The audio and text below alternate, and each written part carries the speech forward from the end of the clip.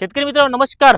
आजपासून आपण फक्त विदर्भातील शेतकऱ्यांसाठी माहिती देणे हे येथे निश्चित केलेलं आहे. कारण विदर्भातील शेतकरी नेमका मागे का आहे, त्याचं उत्पन्न नेमकं कमी का होत आहे, ते तो कुठे मागे राहत आहे, त्याला नॉलेजची कमतरता आहे, त्याच्यापाशी योग्य माहितीचा अभाव आहे.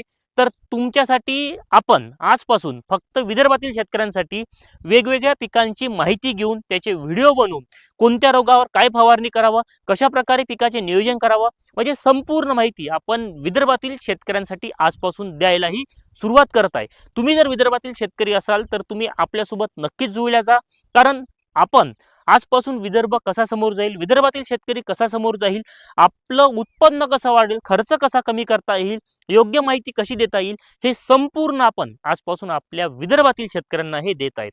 तुम्ही जर विदर्भातील शेतकरी असाल तर आपल्यासोबत आजपासून नक्की जुळल्या जा. हा व्हिडिओ जास्तीत जास्त विदर्भातील ग्रुपवर शेअर करा, जेणेकरून बाकी शेतकरी सुद्धा आपल्यासोबत हे जुळल्या जातील. तुम्हाला जर आपल्यासोबत जुळल्या जायचं असेल तर आपलं पेज फॉलो करा, यूट्यूब चॅनल सबस्क्राईब करा, फेसबुक पेजवर पाहत असेल हा व्हिडिओ तर फेसबुक पेजला सुद्धा फॉलो नक्की करा. धन्यवाद.